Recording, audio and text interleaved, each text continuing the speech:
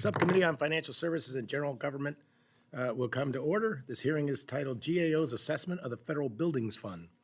Members will have 5 legislative days within which to revise and extend their remarks and insert extraneous material into the record.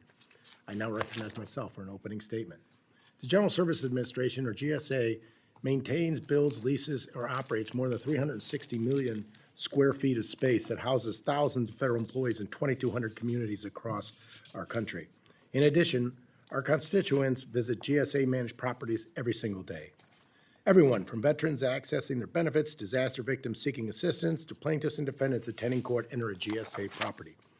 However, GSA's management of federal real property has been on the Government Accountability Office, or GAO's, high-risk list since 2003, and the scope of the crisis has never been clearer. The Public Buildings Reform Board, which oversees our public buildings, recently released a report indicating that the deferred maintenance in the federal building portfolio has become a $50 billion liability. GSA's Public Building Service, or PBS, is responsible for the maintenance of the GSA-managed facilities. Most of PBS's activities are supported through the Federal Building Fund. The FBF, as it's commonly known, is funded by agency rent payments to GSA. But as many of you know, the FBF is subject to the appropriations process. Over the last several years, the FBF has been used to fund other priorities. As a result, the FBF has been and continues to be insufficient to address the deferred and regular maintenance of federal real estate property.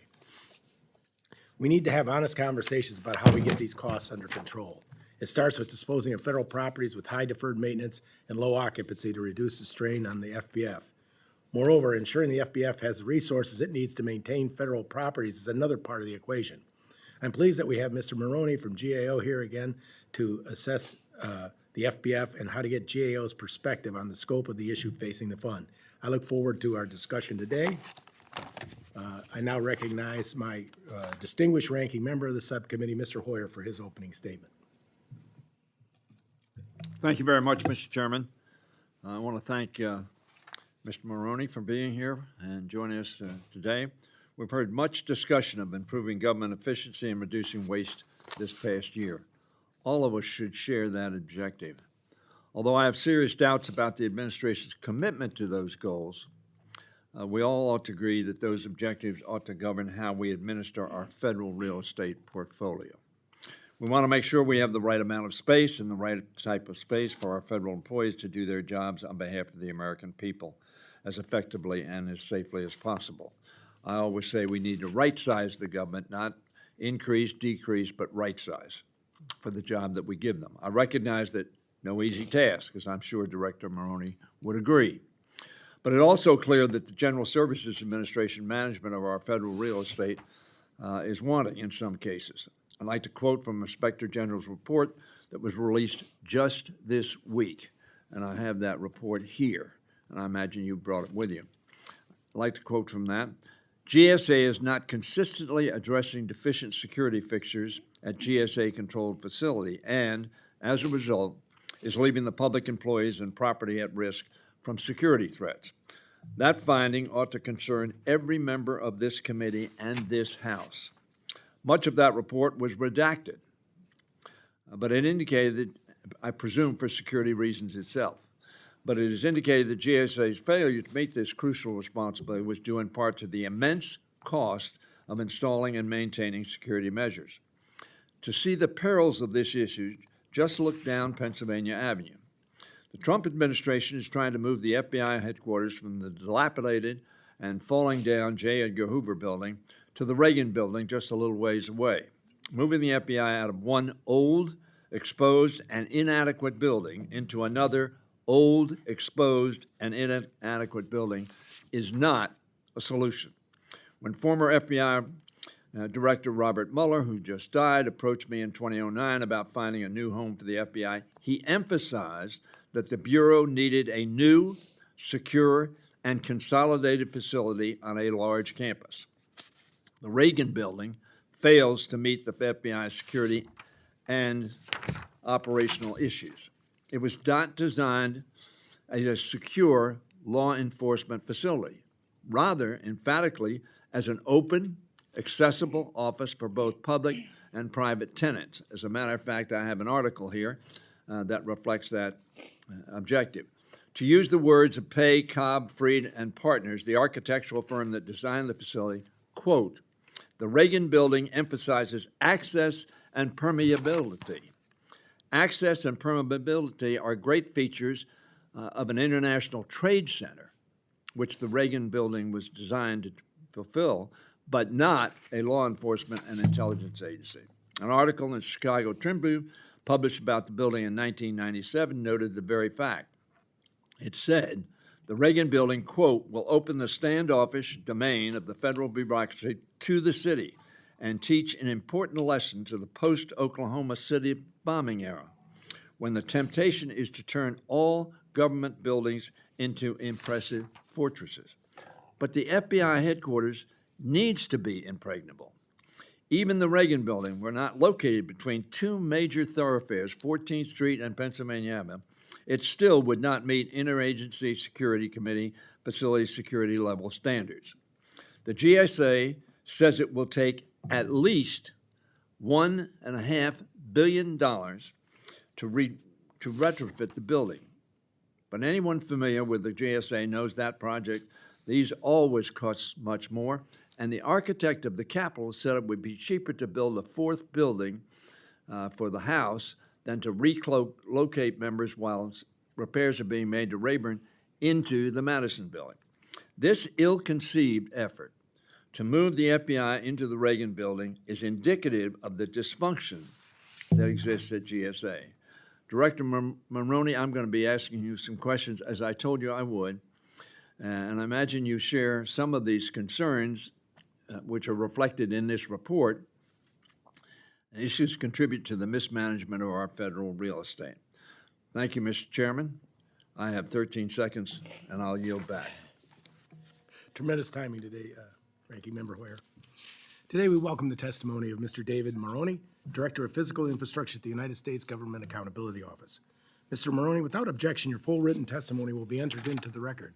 With that in mind, we ask you to please summarize your opening statement in 5 minutes.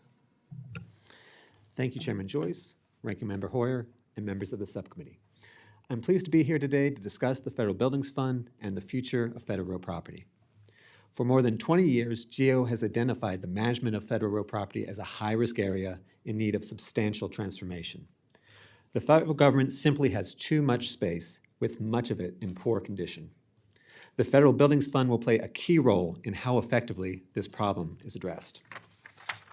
As you know, the fund is GSA's sole source of money to manage the buildings under its control.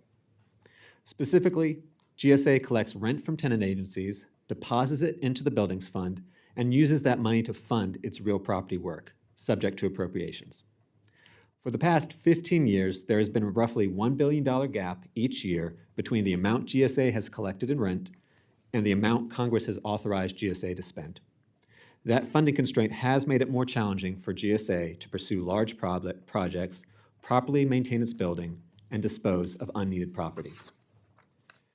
There are a variety of actions Congress and GSA can take to address this funding issue. For example, terminating unneeded leases and disposing of underused buildings, particularly those in need of large capital investments, would reduce the strain on the Federal Buildings Fund and could free up money for GSA to properly maintain priority buildings that are being held for the long term. Congress could also consider alternative financing mechanisms for large projects and alternative budget structures. For example, Congress could modify the Buildings Fund to exclude certain major projects and instead provide direct appropriations to tenant agencies for those projects. It could also appropriate funds specifically for the upfront cost for properties being prepared for disposal and for consolidating tenant agencies into better maintained and more cost-effective spaces. All of these options come with trade-offs. There is no silver bullet, but they're worth considering. That said, the fundamental issue goes beyond funding. The federal government simply has too big of a footprint, and a lot of it is in bad shape. Spending large sums of money to preserve that existing footprint just doesn't make sense. Instead, Congress, GSA, and other agencies need to ensure current efforts to dispose of underused property lead to results, while also ensuring that priority buildings are well maintained for the long term. This will take an upfront investment of money, but if executed in a sustained and well-planned way, the long-term cost savings could be in the hundreds of millions of dollars or more, and agencies could end up with better space to carry out their missions. Mr. Chairman, that concludes my opening statement. I'll be happy to answer any questions. Thank you, sir. Appreciate the quick opening statement, but you covered a lot of issues there.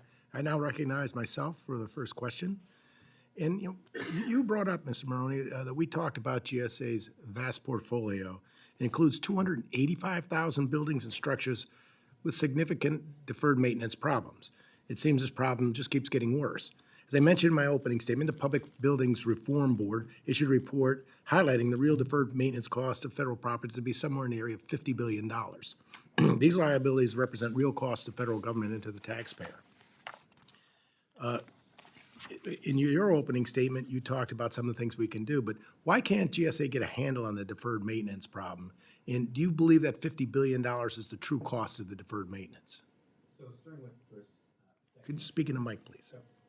Starting with the second question first, $50 billion, so we did work on this a few years ago. We found GSA's, based on their financial reports, to be about $6 billion. Administrator Forrest, a few weeks ago, testified it was $26 billion or more. Public Buildings Reform Board has said $50 billion. Whatever the specific number, the trajectory is clear. There is a lot of deferred maintenance that is growing significantly. And then in terms of how is it to get a handle on that, there's a couple of things driving that. One is these buildings simply haven't been maintained well over decades, over years. Some of that is funding, some of that is how the process has worked out. But there's also a significant factor that these buildings are old. The average age of a GSA building is over 50 years. And at that point, you're going to have issues. It's going to be more costly to maintain them and repair them. So it's a hard problem to get around. The key way to get around it right now is to identify those buildings that are both underused and have high liabilities and prioritize those for disposal. Get them off your books. It's going to cost too much to get them up to speed, especially if they're underused. There's not a reason to keep them. Is there a market for those? So it's going to depend on the specific property. There can be a market for some properties, particularly their location. The building itself may not be especially valuable. In other situations, the building may be something that could be redeveloped by the private sector. It's going to depend. In some cases, it's not going to be very valuable, but simply getting it off the books, if it's not being used, if you have opportunities to consolidate, would still be worth it long term because the operation and maintenance cost for that building is going to dwarf the cost of getting rid of it over time. In some areas, you have properties that are probably worth more than the building, correct? I think that's correct, yes. And so do we have the money for demolition to create the site for sale, or is that something that you hope to sell in the market and let the buyer then take on those costs? So again, it would depend on facts and circumstances. Generally, I think going to the market and seeing what you can get for the property, even if you're selling it as is, with the idea they would demolish it, would be simpler. There may be some situations where demolishing the building could make sense, but you're going to have that upfront funding to demolish, remove the materials, do any remediation, then turn it over to whoever buys the location. So generally speaking, it would be simpler if you can sell it on the market, even at a reduced price, to get it off the federal government's books. Now, when you mention the federal funds, are you also talking about like the public service or public parks that fall under interior? Is that part of the same umbrella? I'm speaking about the Federal Buildings Fund specifically. Yeah. Different agencies have some ability to operate and maintain their own space, but the same problem is consistent across agencies. The overall for the federal government, when we did that deferred maintenance report, it had more than doubled the liability since 2017 to about $370 billion. Now that includes DOD, that is a big chunk of that number, but still, you can see it is a large and growing problem, not with GSA buildings, but across the board. But if I heard you correctly in your opening statement, you said that perhaps placing the responsibility upon, say, the courts to maintain their own facilities would be a good idea or a better use of dollars? Did I hear you wrong? We don't have a position on the judiciary proposal to manage its own buildings. I would say I can understand judiciary's frustration. There are at times been issues with maintaining buildings, not just judiciary, across the board with agencies. I would say some things I would think about if I was Congress is, would we be duplicating costs by having judiciary run its own space? Does judiciary have the expertise? How much would it cost to have that expertise brought in to manage what is a nationwide portfolio? And then last, I would look at the impact potentially on the Federal Buildings Fund itself. Judiciary is a big portion of that, and if you took that revenue away, you might lose some of the economies of scale that GSA provides. So those are, I don't know if there's a right or wrong answer there, but those are definitely things I think through on that proposal. Yeah, I'm getting down on my time, but that's what I was wondering. It's got to be cost effective when you have the leverage to be able to do this on a greater scale versus independent agencies or departments then taking over the funding of their own buildings, because then. That's sort of the thinking behind GSA, right? Is that you are consolidating.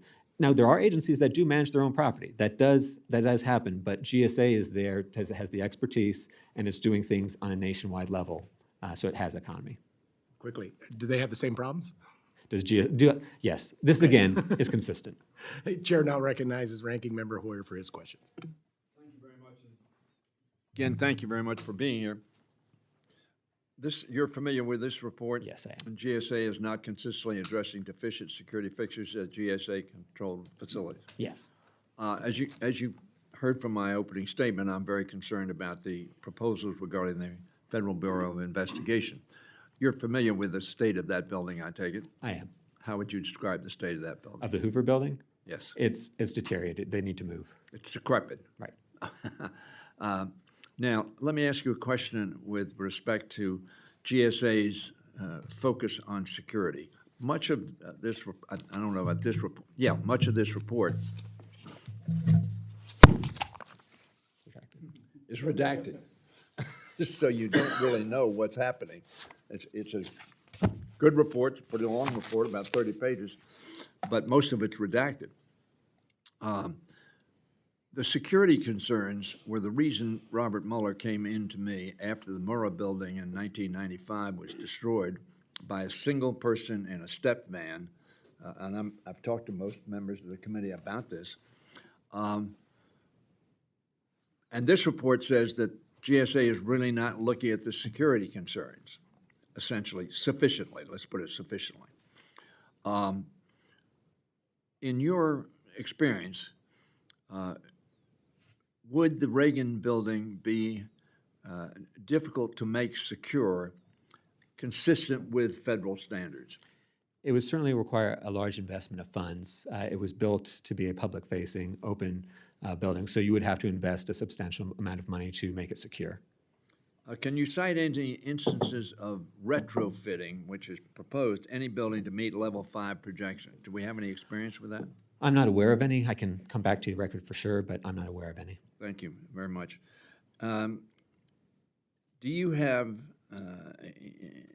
any accounting on how much it typically costs to get the prospective stage of a project? In terms of the cost or the time? Yeah. So the time is 19 to 24 months, generally from when a prospectus is submitted to get to the end. The cost depends on the project. It's anything above $4 million, basically, has to go through that process. $4 million has to go through the process. And we have, I'm hopeful that we will ask, before they move forward, to give us an estimate of what the cost will be and how they will reach, if in fact they can reach, the Security 5 levels. Do you think that's a rational thing to do? It's good to have cost estimates and a part of your plan. Yep.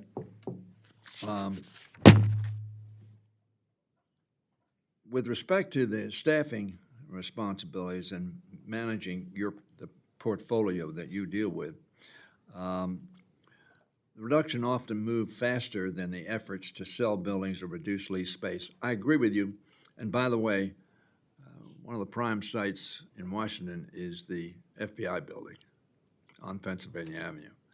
So there will be an offsetting income from the sale of that spot. And the chairman mentioned the property itself, not the building, because the building's gone. But the property itself is a very, very valuable property, which would be an asset for the federal government. And in your testimony, you said selling those would make sense. Mm-hmm.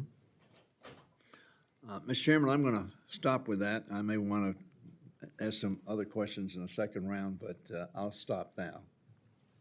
Very kind, Mr. Hoyer. The chair now recognizes Ms. Henson for any questions she may have. Thank you. Thank you, Mr. Chairman, and to our ranking member for holding this hearing. Mr. Ramoni, it's good to see you again, and thank you so much for being here to answer our questions. And I think we had a good conversation about the federal portfolio last year. I look forward to building on that here today. And when you look at what the GIO identified since 2003 as a high risk, of course, with retaining underused space and the cost to taxpayers of millions of dollars a year, The significant solution is to get rid of as many underutilized assets as possible, but I'm hearing some pushback from agencies that are saying, they're continuing to have to pay leases on these underutilized spaces, even if they don't have staff there, but they're running into some barriers. And in your testimony, you highlight GSA reporting that some of the uncertain funding has resulted in missed opportunities to eliminate leases. So can you explain how funding is directly tied to the ability to terminate leases?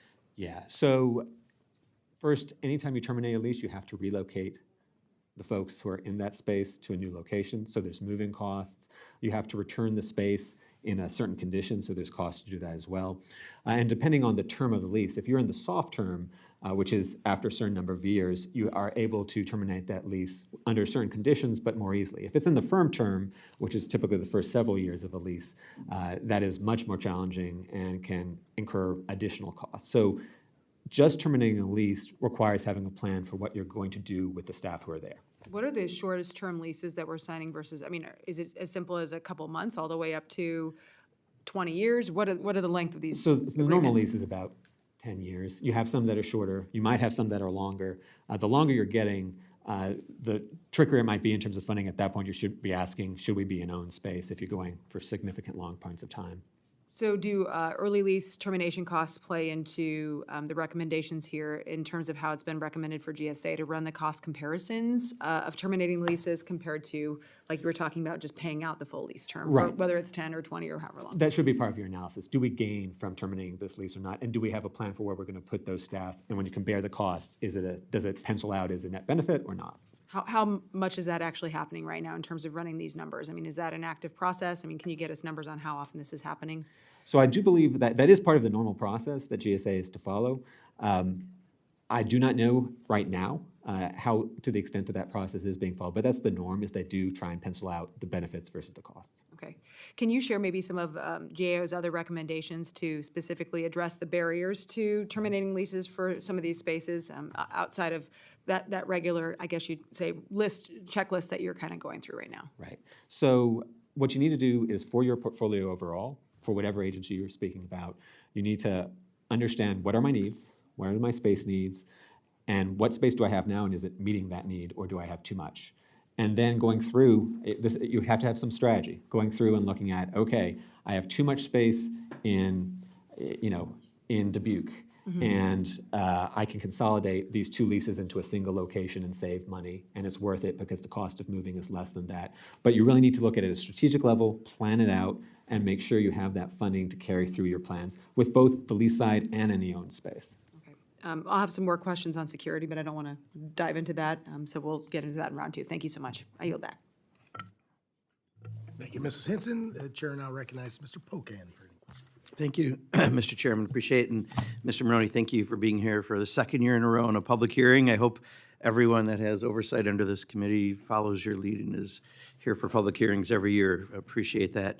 I'm sure you know that GSA has marked the historic William J. Cohen Federal Building as a candidate for accelerated disposal, making it available for sale and vulnerable to demolition. This building has been referred to by New Deal art historians as the Sistine Chapel of New Deal art. It's listed in the National Historic Register of Historic Places and has one of the most significant collections of New Deal era public art in the United States.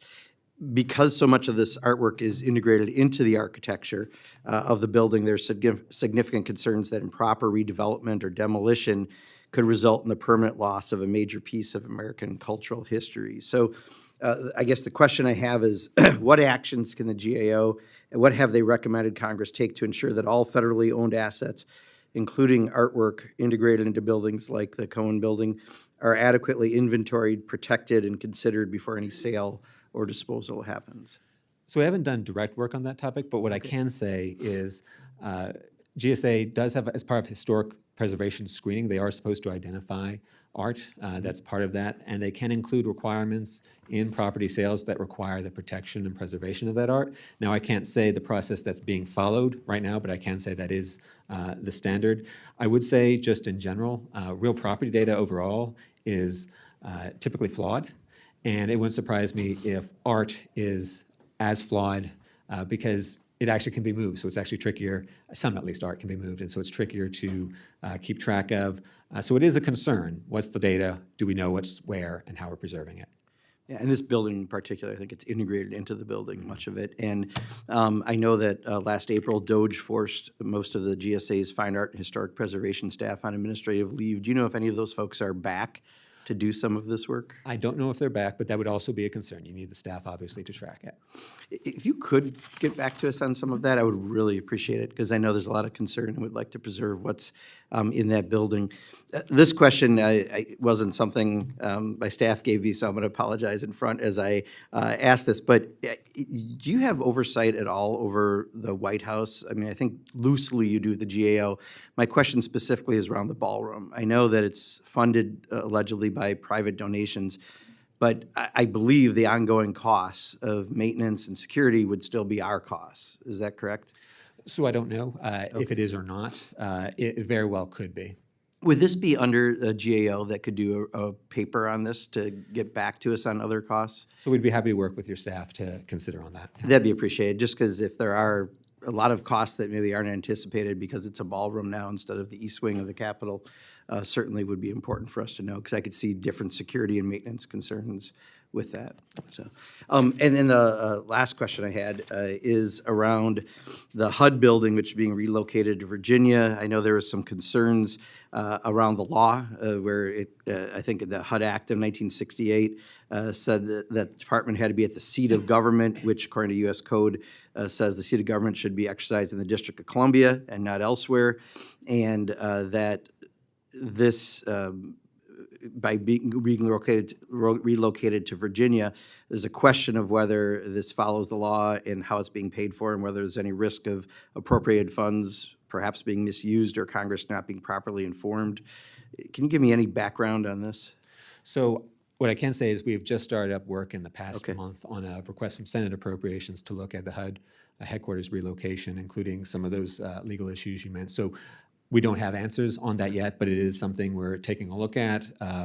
In terms of the process followed, there are processes for relocations, so we'll be able to have information on that soon. Great, I appreciate it. I yield back, Mr. Chairman. Thank you, Mr. Pocan. Chair now recognizes Mr. Edwards for any questions he may have. Thank you, Mr. Chair. Thanks for being with us. This is a very interesting topic that most of us here in Congress have an interest in. Can you tell me, where do we begin? I think we certainly agree on the problem. Is there some prioritized list that we go to work on after this hearing, or where do we start? Give us a little bit of perspective. So GSA has, over the past several years, they have developed a list of core assets, what they consider to be the key holds, the properties you would want to maintain. They've also identified and have started to post properties for accelerated disposal, ones that they've determined are either underused, have high deferred maintenance liabilities, or both. So GSA has done some of that accounting. I'm not sure if they've done it across the entire portfolio, but there is some sense of the properties that have the highest, they certainly know which properties have the highest deferred maintenance liabilities. And under the Use It Act, which was passed last year, we should have in a few days utilization data for all federal leased and owned space, which will give a sense of how they're being used. Well, I appreciate that you brought the Use It or Lose It Act up and the full act. I'm the guy that wrote those and got those incorporated. So one of my next questions was, where are those reports? It sounds like they're on their way. That is a good question. Our understanding is they're supposed to come March 31st. We are waiting for them as well, so we look forward to them. Who has the authority to make decisions to divest of real estate assets that are underused? So the agency itself that has the agency that has the property first makes the determination of, we don't need this, and then depending, some agencies have the authority to begin that process on their own, but generally speaking, they'll go to GSA and to say, we don't need this property, and then GSA takes over with the actual disposal. So my math tells me there are about 440 or so agencies.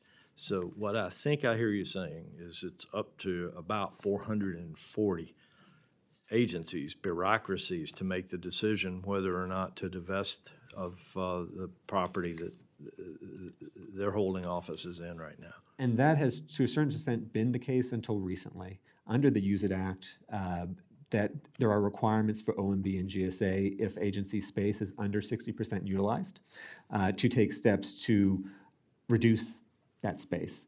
And so I would say in the past, that would have been more true. I think now GSA and OMB have a larger role in helping to identify properties to remove, and under the Use It Act, call for action for them to be disposed of. So it's a little, you still have the individual agencies defining their requirements and what they need, but I think GSA and OMB have a larger role now in looking from above at not just GSA-owned space, but federal real property in general.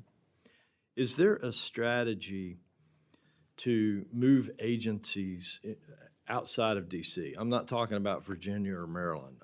I'm talking about Ohio, Nebraska, North Carolina, where maybe labor markets are a bit easier to recruit from, and where real estate costs are far, far less than they are right here in DC. So I know there have been efforts in the past. USDA in particular comes to mind, a couple of the sub-agencies there, but there have been other relocations as well. In terms of real property, I think it's an important consideration when you consider relocations. It's not the main one. The main one would be getting, where does it make sense to have the people to do the work, depending on what the work they're doing. But there certainly could be potential real property savings depending on where in the country you moved. It would be a consideration. I just don't think it would be the largest driver of a relocation. Does your inventory of underutilized properties include properties outside of the District of Columbia? It will now. So that was the problem. When we looked at this in 2023, first off, there wasn't good utilization data anywhere. We had to limit our study to headquarters buildings, because at least in DC, because at least we could get some data there. But once you got outside of it, very limited information. Under the Use It Act, now all federal owned and leased space, whether in DC or in Alaska, has to be monitored for utilization, reported publicly, and then GSA, OMB, and the agencies need to take action based on those numbers. Thank you, Mr. Chair. I'll yield back. Thank you, Mr. Edwards. Chair now recognizes Mr. Ivy for his 5 minutes of question. Thank you, Mr. Chairman. Thank you, sir, for being here today. I wanted to follow up a little bit on the courthouse piece, the judiciary piece, and get some guidance from you on that. I'm guessing sale of courthouses wouldn't be an available option in the same way that, say for the FBI building might be. Given that, what sorts of strategies are there to try and catch up with? I'm looking at $8.3 billion repair backlog apparently for the courts. What's the strategy for addressing that? And just out of curiosity, what are some of the courthouses that are in the absolute worst condition? So first off, there are some potential for sales. They have sold some courthouses, but it obviously requires building a new courthouse. So you're making a major capital investment to get to that place. For the others that are in not ideal state of repair, the process is targeting prioritizing, right? There are more courthouses that need repairs than there is money to fund them. And so it's prioritizing which are in the worst shape. And then for those that are in the absolute worst shape, considering, does this location still meet our needs? Can we get appropriated funding, and other alternatives to manage this space? In terms of specific courthouses that are particularly in poor condition, I don't have those at the top of my head, but we can get you some examples. All right, and one quick question along those lines, and this is just from my memory, but I recall, I don't know, I think it was like ABC, probably 20 years ago, did a series of reports on, I'll call them boondoggle courthouses, that was sort of pointing out that there were very extravagant expenditures to build some of these courthouses, and some of them really are extremely impressive structures. How did we have the scenario where we have courthouses run down into the ground where people are getting trapped on elevators, and you've got mold and Legionnaire's disease, and at the same time you're building courthouses that are architectural masterpieces, I suppose, but very expensive? So a lot of it comes down to age and the needs on that courthouse. There are a lot of older courthouses that, one, sometimes don't meet space needs anymore. The court has grown in those locations, but the building hasn't expanded, and they're old, and either they haven't been properly maintained over time, or they're just at the end of their useful lives, in which case it does make sense to consider building a new location. Now, in terms of the quality of the newer facilities. Newer facilities are going to be nicer. There is a design guide that the judiciary uses in coordination with GSA to say what can and cannot be included in those spaces, which is an important tool. We've done some recent work on that and suggested some changes to make it more cost-effective. But generally speaking, the newer courthouses are going to be nicer because you'll be starting fresh, as opposed to these other courthouses that either through age or not enough maintenance over time have degraded. All right, and then I guess there are some agencies and departments where GSA plays a role in helping with the property management piece, and there are others where you don't. Which category does DHS fall in with respect to that? GSA is involved in DHS property. Okay, so for rentals, for example, GSA would be involved? They can be involved in leases. I'm not sure if DHS has independent leasing authority or not, which would mean they could lease their own space, but I believe they are involved in DHS leases to a degree.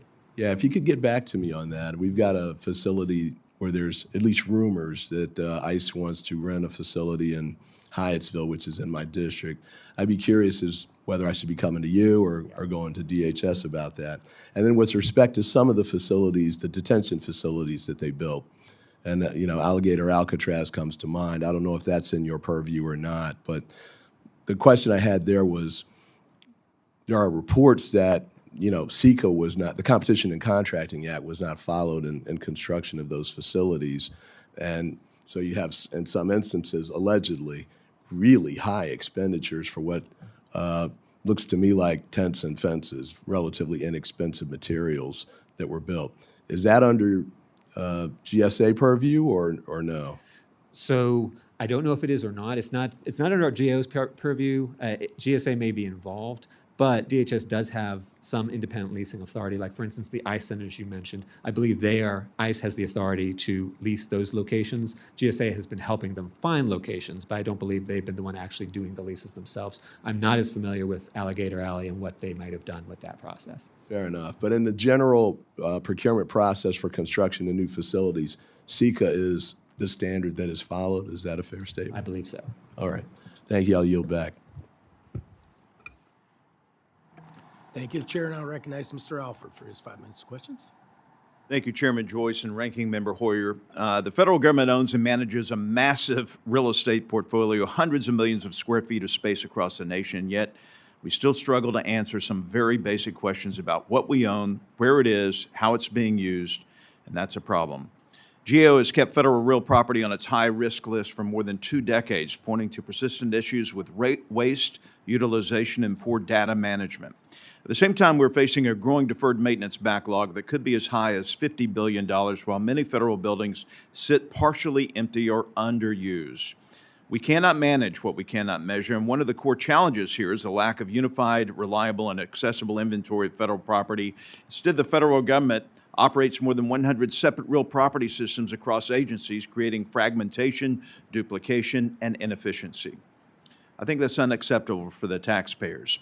Tools like the Federal Real Property Profile have the potential to bring transparency and accountability to the system, but only if the data is complete, accessible, and usable.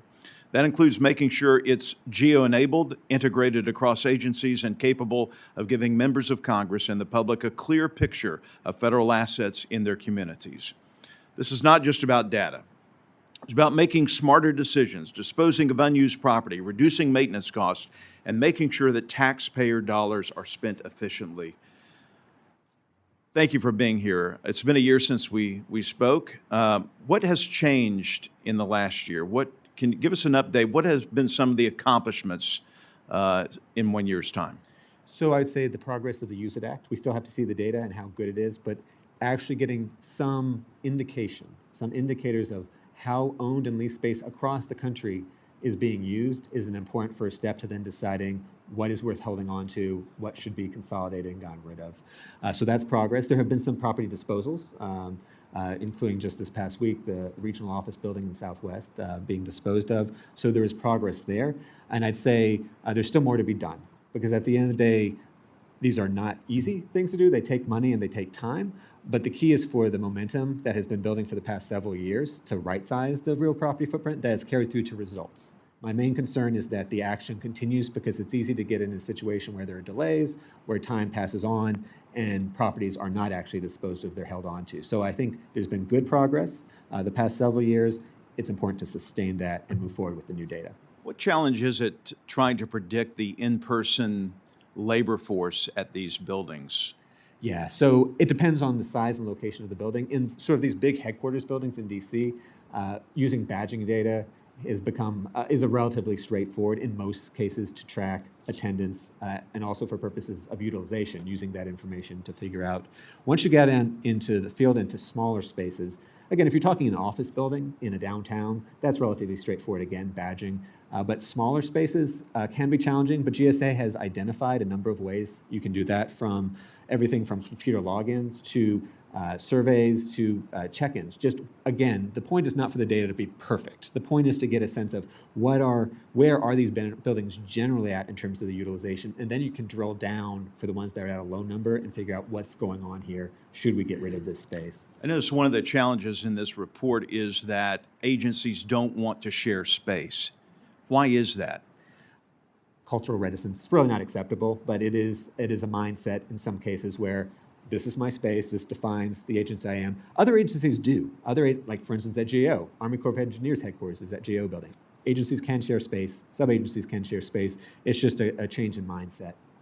One of the agencies I'm particularly concerned with is the USDA. I know they're moving some of their offices to Kansas City. They're looking at property. I think have already made some contracts on lease in Kansas City proper. I talked with the Undersecretary about that when we were in St. Louis at the USDA building there.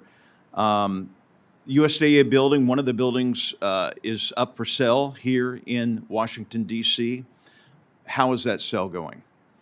So I don't know how the sale is going. We don't have current information. I know it is up for sale, and that will be a major property based on its location for GSA to market. I don't know the current status. Is it reasonable to think that that building, as dilapidated as it is with windows rotting out, that it would be torn down or revitalized for some other purpose? It depends on the price and what the market comes back with. All right. Thank you, sir. I yield back. Thank you, Mr. Alford. Chair now recognizes Mr. Bishop for 5 minutes. Thank you. I was interested in the south building of USDA also.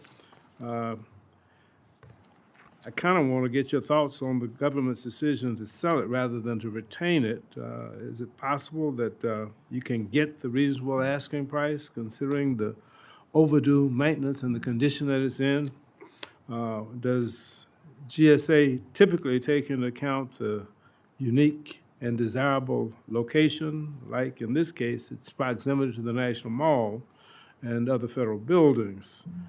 Do they take that into consideration when deciding to permanently relinquish holdings? And if, for example, the next administration decides to bring USDA workers back to the region, how would selling the property impact future efforts to provide space for those that may come back in the future? Well, if you do relocate staff back to DC, obviously, if you don't have the building anymore, that's going to be a challenge. You're going to have to find another solution somewhere in the area, whether owned or leased. But it is a large workforce, so if you made the move back, it would take investment of funds and some time. Obviously, maintaining a building that is not occupied, not getting full use is expensive. So I understand the balancing that has to take place. However, when we are relocating workers, it would seem to me that we ought to consider renovating and utilizing space that we have rather than building new space if it's at all possible. And of course, that's an excellent location. It's a very prominent location, and it's historic. And of course, the Department of Agriculture, I think, is the oldest federal agency that we have. And its position on the mall probably should be maintained. So I'm sad to see the disposition of the south building. Fortunately, the main building is still going to be there, but I'm just wondering whether or not we're being penny wise and pound foolish with all of the sales of all of these federal properties. So you need to have a plan. It has to be disposing of properties in a timely manner is important, and it's been a problem for a long time that disposals take forever. But you still have to balance it with appropriate planning. What's our strategy for this agency? What do they need? And what is the condition of the facility we have versus other space we could either build or more likely lease? And that really should go on across all the agencies for all their portfolios, including USDA.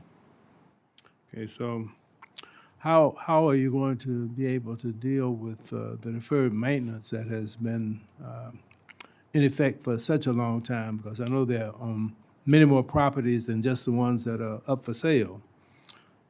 All of them seem to be suffering from deferred maintenance. How are you going to address that in the near term? So it's a big problem, and in the near term, there may not be a perfect solution. I'd say in the near term, it's about prioritizing GSA using facility condition assessments of the buildings they control to identify what are the highest priority items, which are the buildings in the worst state of repair that we intend to keep, and investing the money in there. For facilities where the liability is so high, particularly those where they're already underused, penciling it out and say, does it make sense for us to hold this building, or should we dispose of it, getting it down the pipeline? The other actions you can take are, Congress could provide more funding, but I don't think at the end of the day, more funding is going to fundamentally solve this problem. We have a lot of old, aging buildings that have large liabilities. So some of it can be improved. Annual maintenance can be improved in these buildings with more funding, but the fundamental dynamic of older, underutilized buildings is still there. Sometimes the tenants don't get the best value for their dollar. I can speak for that personally. I had a congressional office that was located in a GSA controlled building, one of the federal courthouses, and it was not very well maintained. And of course, we found it much more economical and beneficial to locate to private property. One, that's an example of the calculus that agencies should be making, just like your office did. Is it to our benefit to be in this location or not? In terms of, and is the property being maintained sufficiently? I think it points to the problem of there's only so many resources to go around. These buildings are old and aging, and you can prioritize maintenance to improve certain facilities, and certainly for the assets you plan to hold for the long term, those are the facilities to invest in, to consolidate in. Other properties, they've passed their useful lives. It would be more efficient to either go into other owned states, consolidate into other federally owned space, or to lease in those conditions. My time has expired. Thank you, Mr. Bishop. Obviously, with the interest that's been shown, we want to continue on and go to a second round. I want to talk about something that you had brought up before, I believe to Ms. Henson's question. And do we have, when you said there was different variations of 5 to 10 and 20-year lease, do we do that in a way that it's a lease to own or a turnkey operation?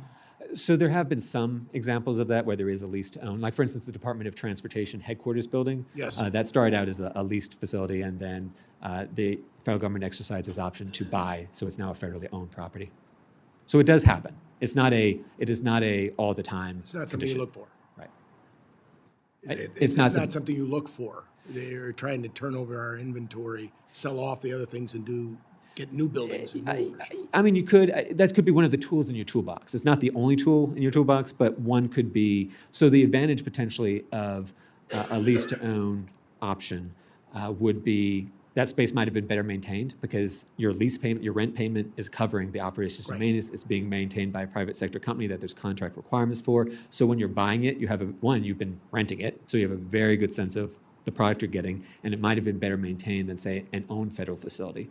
The downside is you've made all those lease payments over the years, and so it may not pencil out depending on when you get to it. You also have to have the funding to actually purchase it at that point, and it can be a big cost. So there are trade-offs. Mm-hmm. Speaking of trade-offs, now, do you do an assessment of you're basically triaging old buildings. So do you do an assessment of whether it's worth the dollars to fix the old building, or you trying to move around the maintenance dollars to, say, keep those that you can in habitable or the best condition and start to write off those ones that are beyond repair? Or so GSA certainly useful does. life? GSA certainly does. With limited funds, they do those kind of condition assessments for the buildings. They look at how those are being used, which properties are long-term holds that you would want to invest the most resources in, and which properties are not long-term holds, properties you're probably going to dispose of. You'd still need to do, there's still a cost. You can't just leave a building by itself. You still have to maintain it, to use it, to make it operational, but you're probably not going to do major renovations if you're planning to get rid of a building. And you were talking about the consolidation or putting two agencies in one building. Some don't like it. I know everybody's involved in a turf war. The theory has to be, who cares? It's our taxpayer money, and these people need to understand consolidation and fix the problems that we have instead of having a half-used building just because of egos. So in that light, has there been an assessment done on space necessary and consolidation?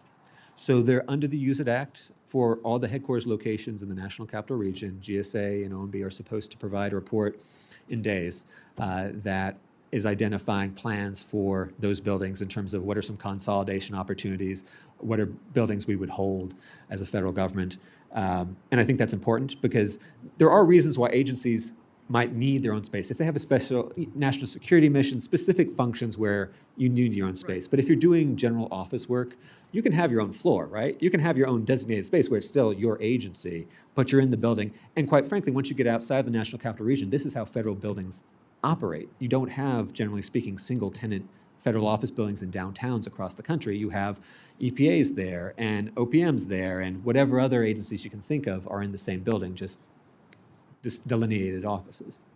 And I love that concept because I don't think they all have to be consolidated here. When my time on Interior, we moved Bureau of Land Management out to Grand Junction, Colorado, because all the people out west who used the BLM the most were flying into D.C. for no valid reason other than coming to D.C. because they didn't want to give up their space here, even though they served people, majority, 90-some% of their work was out west. Unfortunately, last administration then gave up that lease and moved them back here when it was over. But I've always been a fan of the idea that we're going to take these back. The Department of Agriculture doesn't necessarily need to be in D.C. There are different agencies that could move outside and be a boon to other areas of our country and make it a better facility by doing that because, as brought up before too, some of the costs are going to be less expensive to be in Washington, D.C. But let's get back to yours. I got one last one I'll try to squeeze in here. You talk about some of these buildings that need to be torn down. What can we do to help you? What problems are you seeing out there? Is it a zoning issue? Is it a local issue that you're having a problem with trying to do the destruction to get the property necessary for resale?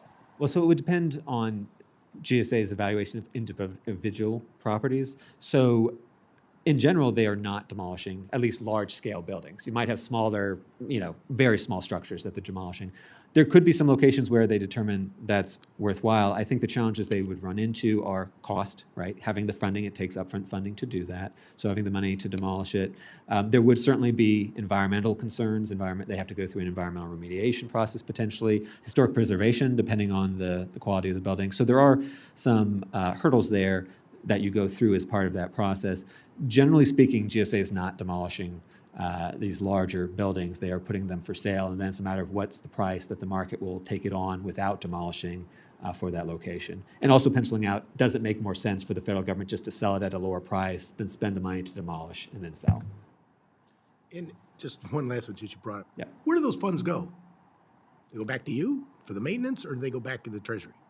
So if a property is sold? Yes. So the proceeds, it depends on the location. Generally, funds go back to the Treasury, but some agencies have authority to retain the funds. I'm not sure in GSA's case if they go back to the Federal Building Fund or not. Do we know? We can follow up on that one. No worries. Thank you. I apologize for going over. Now recognize Mr. Hoyer for his questions. No apologies necessary. The chairman ought to have that opportunity to do that. Let me ask you a question. Obviously, the overwhelming majority of federal employees work outside of the Washington, D.C. area.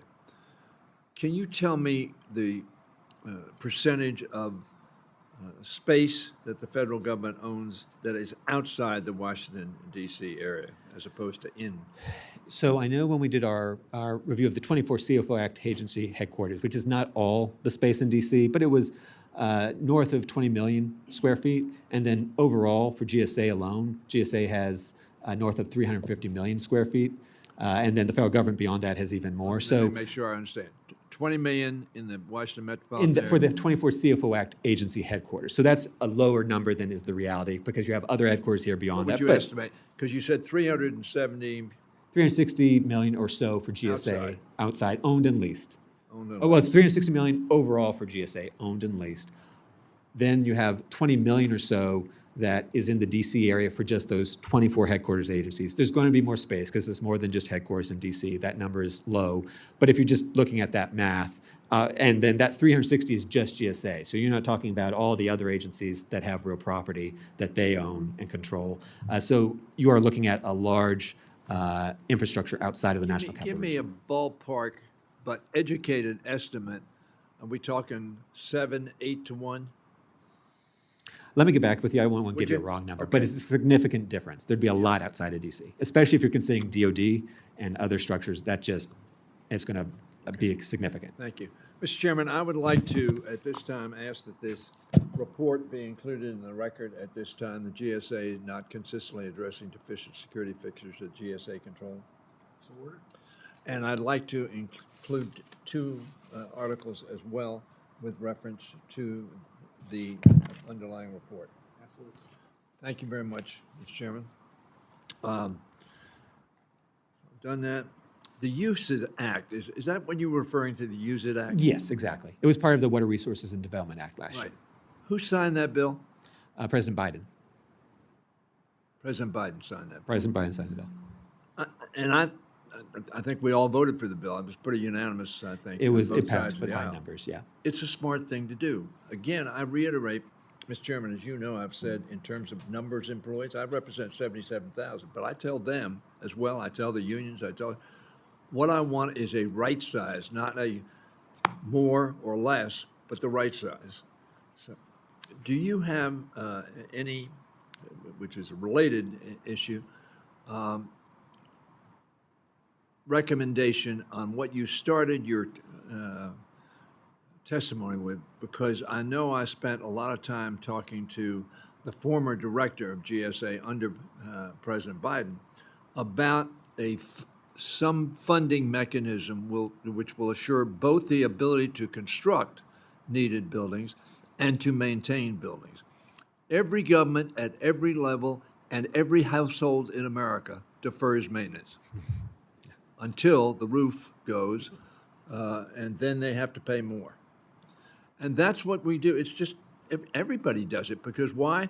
It doesn't have a today effect. And so you say, well, we'll do that next year. And I would like you to submit to the committee your opinion on what the best, you mentioned in your testimony, the best way to prepare ourselves to fund and implement maintenance and building in the most efficient way possible. And let me say, I'm a strong supporter of you use it. And I frankly, I went to some buildings which had very small numbers of people in it. And I thought to myself, what's going on here? And we ought to make sure that we have space available and some swing space available, but not so much that it's not utilized and it's just gathering dust. So I'm a strong supporter of that and look forward to getting your recommendations on how best to do that. Got it. Thank you very much. Thank you, Mr. Chairman. Thank you, Mr. Hoyer. Now recognize Ms. Henson. Thank for you, Mr. additional Chairman. questions. I mentioned I wanted to kind of follow up on some security questions and specific to, and I'm also looking forward to seeing what comes out of these use it reports and seeing where we can find government agencies that can collaborate, and to our ranking member's point, make sure we're utilizing all of that space effectively. It's about obviously getting these people back into the office, making sure they're working collaboratively, as we discussed in our hearing yesterday, and making sure that we have the proper utilized space in our federal buildings. But so when we're talking about not just using both federal agencies, but potentially private sector partnerships as well for some of that space and local entities. Have you considered at GAO some of the potential security concerns with maybe some of those proposals, costs with the shared property, if we do engage with private sector or some of those other local entities? So it's a consideration. You would definitely have to work it out as part of the agreement, being very clear in your contract who's responsible for what, including security and ensuring you have an appropriate level of security. Okay, but so that is being considered as you have those conversations? So this is something GSA would take into account as they're going through those arrangements. Are there certain agencies that you think would be better suited for those kinds of public-private partnerships in terms of the space, or do you think it applies universally? I don't think it applies universally. I think it depends on the mission of the specific agency and the sub-agencies you're talking about. And even within, for instance, DoD, which obviously has the national security mission, there may be aspects within it, offices that could share space, and others where you definitely wouldn't want to. Right. So If it it's in depends. the interest of protecting national security, obviously we need to be very careful about who we're partnering with and Right. who could potentially access that lease space. And I certainly agree there. We have to do everything we can to make sure, again, it applies to the right agencies.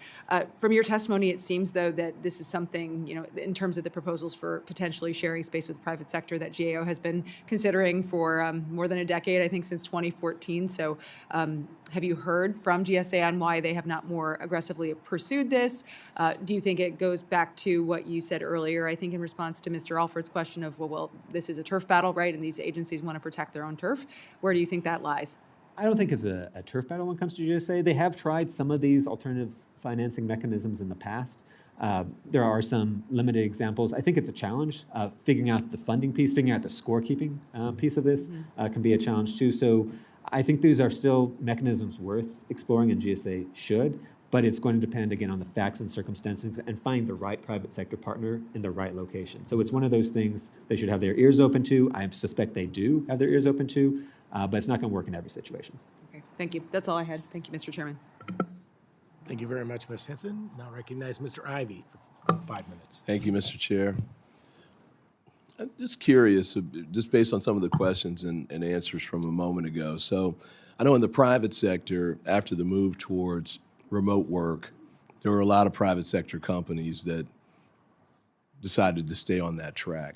And they brought a lot of people back to work, but some, 25 to 35% of their employees frequently work remotely.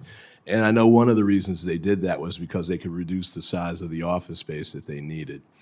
And so from a private sector standpoint, they thought that they could get savings actually from remote work. Now, I don't want to get into the debate about, what's more efficient or not. I think, generally speaking, I'd pick Microsoft over the federal government, but we'll set that to the side for the moment. But is that something that's calculated in? Because my recollection was that there were some buildings that were federal buildings that were being built, moving away from the concept of every employee has an office of his or her own to shared office space, or what is it called, a hotel? What's the status of that now and how the federal government is making these decisions?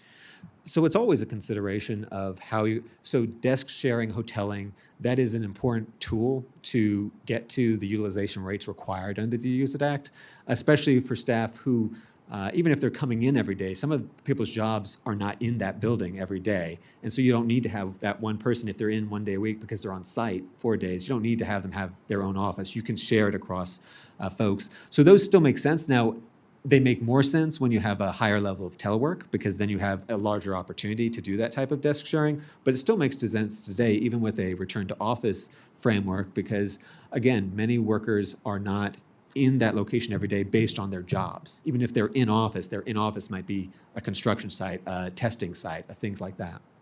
Well, I just thinking it through, and I'm not even sure what my final position on this would be, but it does occur to me that there's a fluctuation right now in you have sort of political considerations or policy judgments, not to be judgmental about it, but about whether people should be back in the office or not. But then you make relatively long-term decisions that are not so susceptible to this policy choice about how many offices you're going to have per individual employee. And so how you balance that out, It is challenging. that's why you get paid the big bucks, right? It is challenging for GSA to do that, for any agency that has real property to do that. You're making decisions based on the policy you have at the time you're making the decision.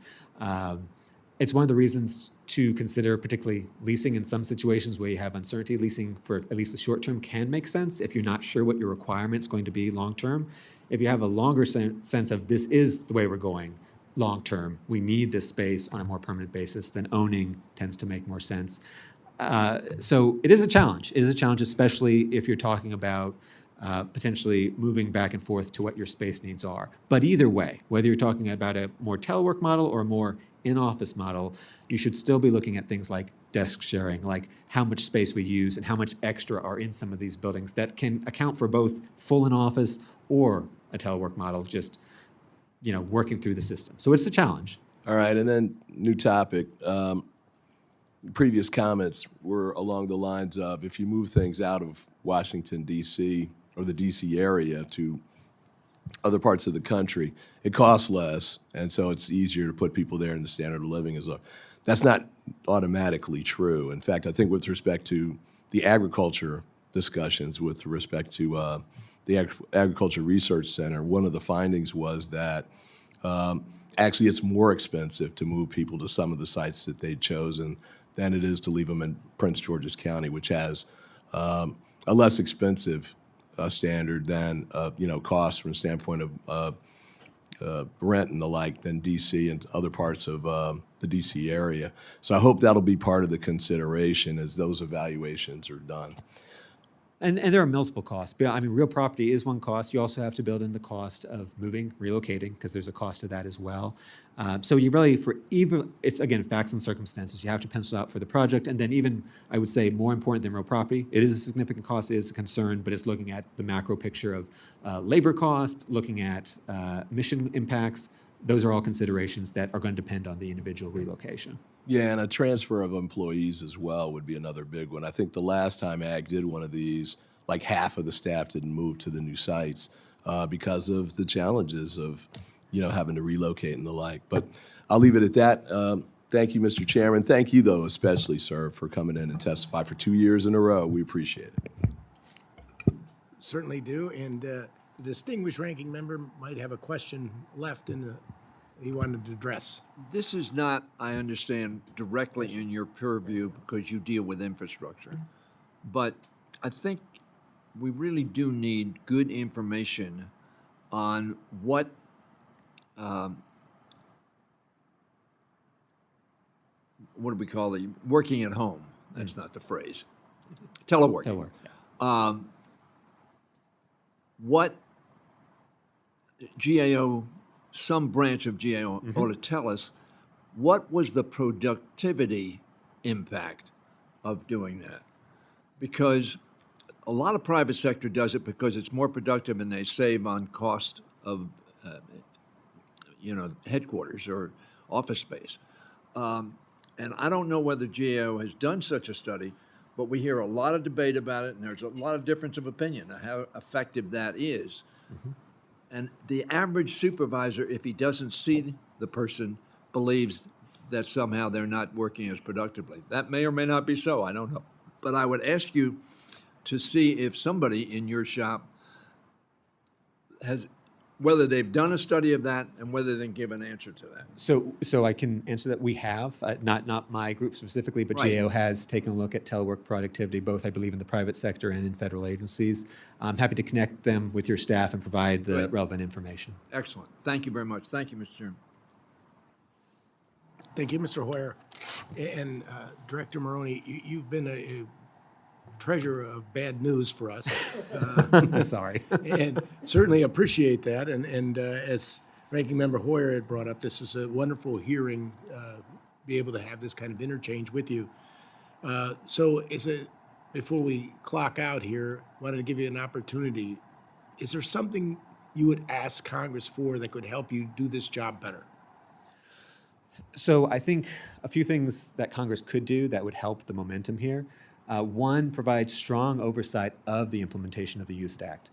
Do we get the reporting? What's the quality of the reported data from the executive branch? And then is there follow-through? The Act requires, after a 2-year period for any buildings that are under any space that's under 60% utilization, for OMB GSA to work with the agency to reduce that space. making sure that actually happens. So that's one, oversight of the USIT Act implementation. Another would be for Congress to take a look at the prospectus threshold. That's a particular issue with GSA. Right now, it's about $4 million. That captures a number of repair projects that are not, they're not new buildings, not huge. When you're talking about a huge building that you have to, say, replace elevators in, you're going to pass $4 million. And the prospectus process provides important oversight, but it can also add time to the project, but ultimately adds costs. So just taking a look at that, it's obviously a policy choice because there's a balance here between the flexibility you give the agencies and oversight, but something at least to consider that might smooth the works. I'd say considering how to designate funding in some way for optimization efforts, where you are both providing funding specifically to get properties ready for disposal so you can move those quicker, have that funding ready, but also ensuring that funding is going to those priority properties that you're going to hold so that those properties don't degrade over time. And then we're not talking 5 years from now about those holds being in bad shape. Those are important things. They're challenging things, but I think those are areas where Congress could definitely provide some value. And I guess the last one I would highlight, I don't think it makes as significant of a difference, but taking a look as a Congress authorizing committees in particular at the disposal process itself, the steps involved, which are important steps involving environmental remediation, historic preservation, considering if state and local agencies could use the building. I'm not saying those are bad steps, but they do at some time. It's not the main reason why disposals are slow, but it is a reason. And taking a look, do those make sense in all cases? Are there some flexibilities that could be potentially given there, at least in specific circumstances? Again, it's a policy choice. I can't tell you what way to go there, but at least it's worth taking a look at. They're great. All those are great suggestions, and hopefully we can get around to following through on them and make both of our jobs easier. I don't want to keep going, but you just brought up something about, so what you're saying is that, say we have building X, we should tie the maintenance funds for building X to that building versus giving them into a central pot? Well, you could still keep it through the Federal Buildings Fund and just say we're appropriating at a higher level based on what GSA's estimates of what it costs for that building to be. I mean, I think a key distinction here, just theoretical. Yeah. When you're leasing space, the rental payment includes operating and maintaining that space. So you're just paying a single fee, just like if you're renting an apartment, right? You're not taking care of generally the maintenance of that space. So that's built in. With owned space, with federally owned space, that's not as built in. In theory, the Federal Buildings Fund is there to provide that operation maintenance cost for GSA-owned buildings, and other agencies get appropriations from their subcommittees to do that.